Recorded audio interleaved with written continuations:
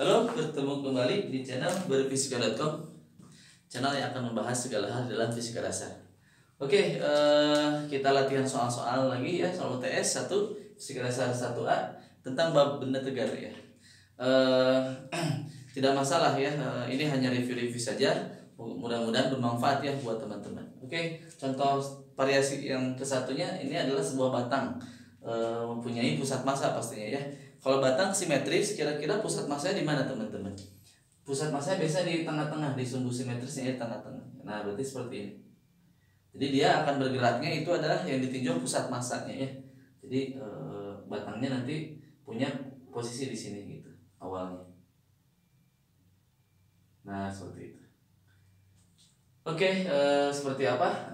Awalnya dia seperti ini partikel, kemudian bergerak searah jarum jam, kemudian sampai titik horizontal seperti ini.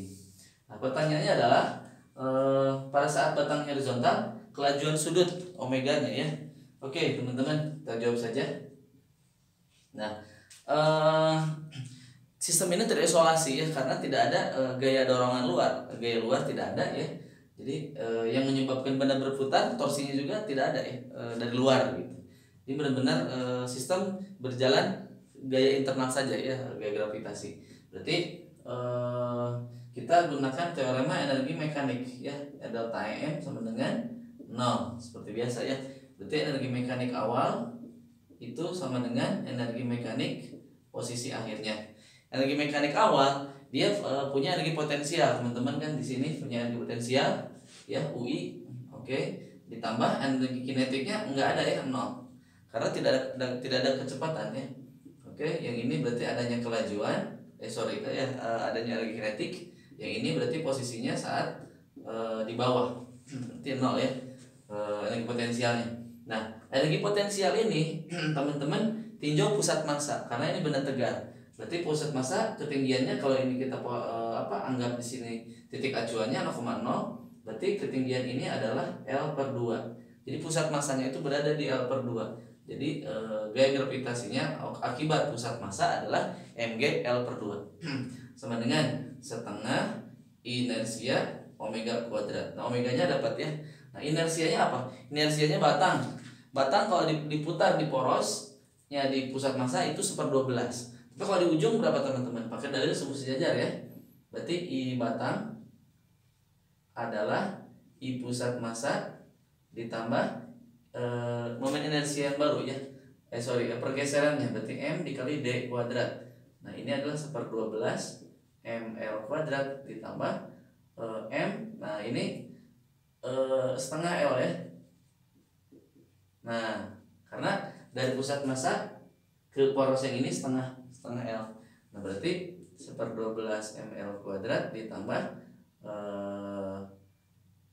ml kuadrat per 4. Nah, teman-teman satukan per 12 ya. Jadi nanti ini 3 jadi 4/12 ml kuadrat atau jadi sepertiga ya. Teman-teman masukin setengah kali sepertiga ml kuadrat omega kuadrat. Ini adalah M G L/2. Nah, di sini ada ada dua coret L-nya. L-nya juga di sini coret. Jadi tinggal L yang di sini 1 naik sini, jadi G dikali L. Oke, duanya coret kan, GL per kita pengennya omega ya, berarti 3G per L gitu kan. Nah, gitu akan. Nah, ini adalah omeganya. Jadi di sini 3-nya naik ke sini kan, di bawah naik ke sini, G-nya masih ada, M-nya coret. Nah, L di sini kan nyisa 1 karena L yang pertama dicoret. Oke. Nah, ini kira-kira omeganya ya, kecepatan laju sudutnya. Oke, yang kedua adalah percepatan besar percepatan sudut. Nah, kalau nomor B, percepatan sudut itu adalah akibat torsinya teman-teman. Berarti torsinya adalah I dikali percepatan sudutnya.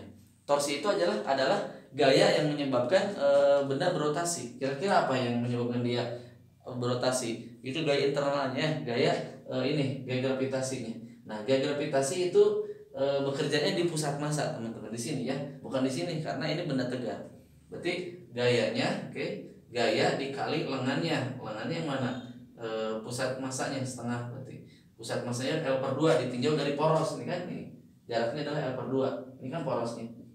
Nah gitu, berarti inersianya tadi udah sepertiga ml kuadrat alfa. No, ketemu alfanya ya, L nya coret 1, M nya coret, jadi 3/2, G nya masih ada, G 3G/2L gitu, L nya kan di sini 3G/2L. Nah ini alfanya ya, nah ini 3G/2L. Oke, nomor C kita jawab saja. Komponen arah percepatan X dari percepatan pusat massanya. Nah, percepatannya ada dua teman-teman, karena ini geraknya melingkar ya. Ingat, kalau geraknya melingkar itu biasanya ada dua percepatan. Yang pertama, percepatan ini tidak gerak melingkar beraturan ya. Berarti ada percepatan yang arahnya ke sini. Nah, ini namanya percepatan radial atau asentripetal. Kemudian ada yang menyinggungnya, sini atau sini pusat massanya. Ini adalah tangan sial. Oke, jadi kalau di dalam gerak melingkar gitu kan, ini posisinya. Nah gitu, nanti ada A ke sini, radial gitu ke pusat atau asentripetal, nanti ada yang menyinggung. Nah ini A tangan sialnya. Nah, jadi komponen X-nya berarti adalah A radial, A sentripetalnya. Berarti komponen AX-nya adalah A radialnya atau A sentripetal. A sentripetal itu apa? V kuadrat per R. Ini A sentripetal. Karena arahnya ke kiri jadi minus. Nah, kita karena diketahui ada omega, kita ubah V-nya ke omega. Berarti V itu apa? V itu omega kali R dikuadratkan per R. Berarti omega kuadrat R kuadrat per R. Nah, jadi minus R omega. Nah, jadi kalau AX itu minus R kali omega. Oke, R-nya adalah setengah dari pusat massanya, omeganya ini. Maka 3G omega kuadrat ya, omega kuadrat. Nah, kalau omega kuadrat berarti akarnya hilang. Berarti adanya 3G per L. Nah, jadi L-nya coret, jadi 3/2G. 3/2 gravitasi minus ya, karena ke kiri. Nah, ini adalah A X-nya. Nah, arahnya ke I topik. Oh, bisa ditanya komponen ya, benar komponen. Oke, kalau untuk nomor D, komponen Y sekarang, komponen Y. Sini aja. Komponen Y berarti A tangen sialnya, atau A tangen sial itu adalah A translasinya. A translasi itu adalah alfa dikali R, teman-teman. Berarti arahnya ke bawah kan minus, berarti minus alfa dikali R. Minus alfanya mana? Alfanya ini 3/2L 3G/2L dikali R. R-nya adalah L/2. Nah, ini coret jadi 3G/4 minus. Arahnya ke sumbu J ya. Ini adalah AY. Nah, itu teman-teman kira-kira untuk nomor C. Oke, sekarang kita lanjut ke nomor D terakhir. Oke, saya hapus ini. Oke, untuk nomor D. Nah, gaya reaksi katanya, gaya reaksi pada poros. Nah, di poros itu ya, nih saya gambarkan. Nah, di poros ini itu ada beberapa gaya yang bekerja padanya, yaitu gaya dorong dinding sini. Oke. Kemudian ada gaya tekanan dari atasnya sini. Nah, gitu. Itu gaya yang bekerja pada poros oleh dinding dan oleh gaya berat, gaya tekan ininya. Nah, kemudian kalau reaksinya berarti kebalikan ini. Berarti si gayanya akan mendorong ke sini, ini reaksinya Rx reaksi, dan akan mendorong ke atas. Makanya dia setimbang Ry. Oke. Nah, berarti kalau untuk Rx berarti pakai sigma Fx. Sigma Fx sama dengan M dikali Ax. Oke. Berarti Rx ya, Rx sama dengan M-nya ada, Ax-nya mana tadi? Ax-nya ini minus 3/2G. Minus 3/2G. Ya udah, jadi min 3 mg/2. Nah, itu adalah Rx. Minus itu ke kiri, berarti arahnya ke kiri gitu, minus gitu. Kemudian kalau sigma apa? Kalau Ry berarti sigma Fy sama dengan M kali Ay. Berarti Ry ke atas minus ada Mg ya ke bawah, ada Mg di sini ke bawah. Oke, sama dengan M Ay. Ay-nya mana? Ay-nya ini minus 3G per 4.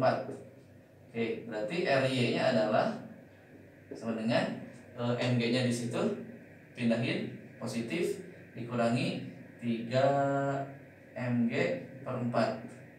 Nah, berarti seperempat ya.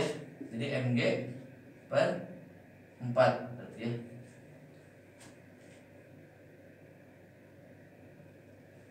Oke, mana? 3 per 4 ini kan pindah ruas, jadi Mg 4 per 4 dikurangi 3 per 4, jadi Mg per 4. Oke, arahnya kemana? Arahnya ke sumbu J topi ya. Minus positif ya, sorry, ke atas berarti ya. Nah ini. Oke, mungkin itu saja contoh soal variasi yang pertama dari UTS 1 di Psikologi 1A. Dukung terus channel ini, tetap semangat, optimis menghadapi UTS nanti ya. Sampai jumpa di video selanjutnya. Salam berpsikodat kau. Dadah.